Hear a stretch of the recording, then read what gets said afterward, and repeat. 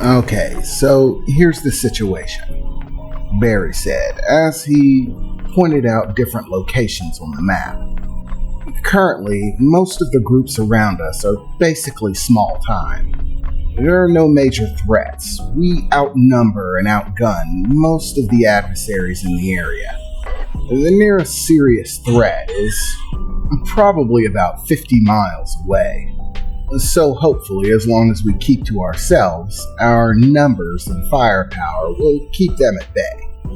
Or at least that's the hope. In the meantime, we continue to grow our assets.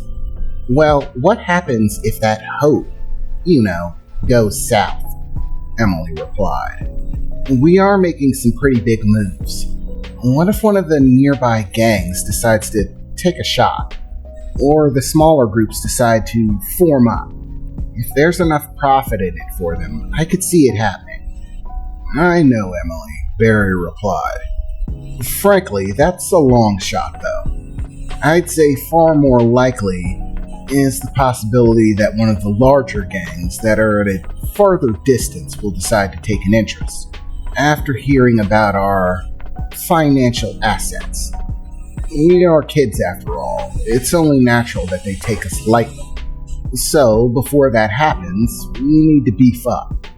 Our numbers have been growing steadily. There are a lot of orphans in the area, and we are providing a good amount of service, protection, and safety for them. So, collecting new members hasn't been a problem. We're actually growing faster than we can handle. Our primary problem is a shortage of weaponry. Once again, we've bought out most of the local vendors. They're basically dry in terms of weapons.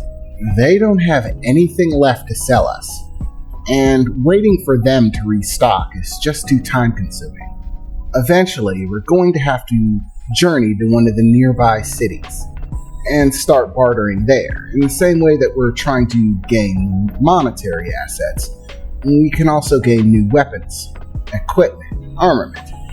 The more we beef up, the less likely it is that anyone around is going to try to take a shot at us. Even if we're younger, if we're well enough armed, then it decreases the chances that they'll want to take a shot. Right now, we need to focus on fortifying our main base of operations here. I've been working on a guard system, and I've been having the other kids train under it. Take shifts and watch posts. Make sure everyone's got their eyes open. There's nothing worse than getting snuck up on. Other than that, we just have to hope that we can grow faster than they decide to attack. If we can get big enough, then regardless of our age, they won't think about attacking us, even in the slightest. Age or not, enough firepower will do the trick. It all comes down to how fast we can build monetary assets and dispose them into arming ourselves. The small trips for our primary resource, the books, aren't enough to sustain us as they are. We need to start carrying larger numbers of those books out. Currently, we've been keeping it pretty secretive, with either myself, you, Emily, or Jax doing the run, without any of the other kids being involved, and focusing primarily on making sure that no one follows us into the location. We don't need anybody finding out where our stockpile is and taking it for themselves. So, we have been being highly stealthy about it, haven't we?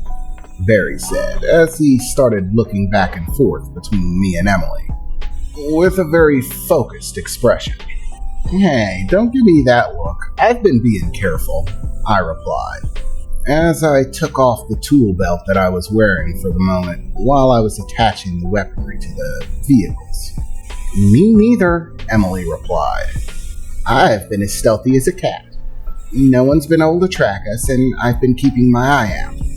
Good. That stockpile is our bread and butter, Barry replied. If anyone gets their hands on it, this whole operation goes under.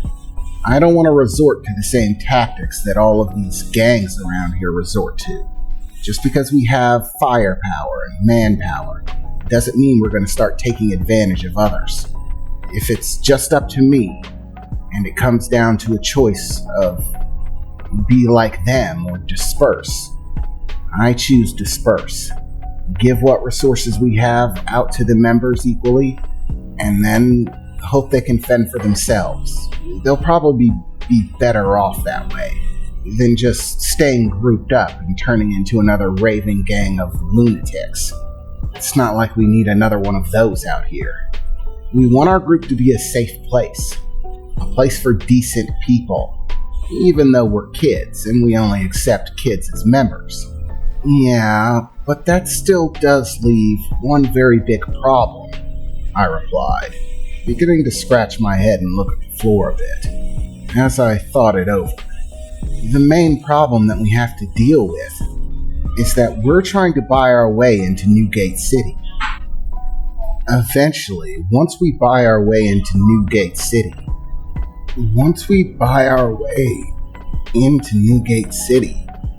what happens to the rest of them? I mean, we can't just leave them. It's kind of selfish for only us to go, and to just leave them to their own. Come on, Jax. Do you really think I'd do that? Barry replied, a big smile on his face as he walked around the desk. Come on, I thought you had more faith than that. I've included them in my plans as well. We're not going to have enough to buy all of their way into Newgate City. Just covering the three of us will be expensive enough. But that doesn't mean that we can't be good for them. We're not just using them. They're definitely getting something out of this.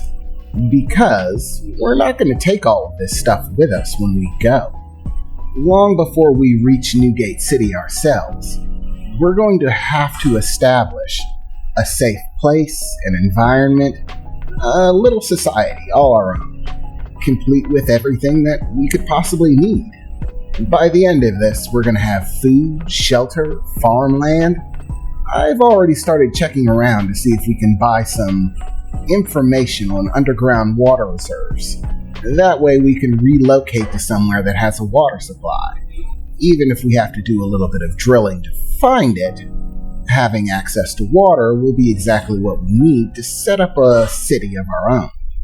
And once we buy our way into Newgate City, everything that we built in order to protect us while we make our way there, all of that will belong to the people we leave behind.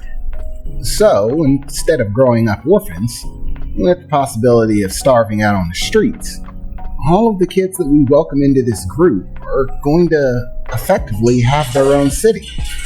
A place that they can call home for themselves, complete with systems of protection, armaments to keep them safe, food, shelter, water, everything that they could possibly need, all without having to deal with all of the cruelty that's common out in the rest of the world, or trying to fight their way through society in order to make ends meet. With the finances that we are accruing in order to buy our way into Newgate City, we'll also be able to build a better, safer place for all of them. They may not be coming with us into Newgate City, but that doesn't mean that we're leaving them with nothing. Well, I suppose it's good that you have a plan, I replied. I'm glad someone does. I definitely don't. Yeah, it doesn't seem like plans are your specialty. You stick to building stuff. You just let Barry handle the plans, Emily said. Anyways, our next run should be tomorrow. We definitely need to restock. And we should plan a run, probably for a day or two after, Barry said, as he walked back behind the desk, jumping up on the chair and starting to mark a few more things on the map. Hopefully, within the next 4 months, we'll have the resources that we need to buy our way into Newgate City. And, hopefully, leave all of the people that we gathered for this group with everything that they need to establish a life. A happy one. A community with people that they can all trust. Or at least that's the plan. So, are you guys with me on this? Barry said, looking back and forth between me and Emily. Hey, I'm always up for it. And, of course I'm with you. I'll follow your lead. Just go where you're going. As long as I get to tag along for the ride, I don't see a problem. You know, Jax, you're never going to get anywhere playing follow the leader like that. You know, you should try to take some initiative once in a while, Emily replied, giving me a little bit of a wave.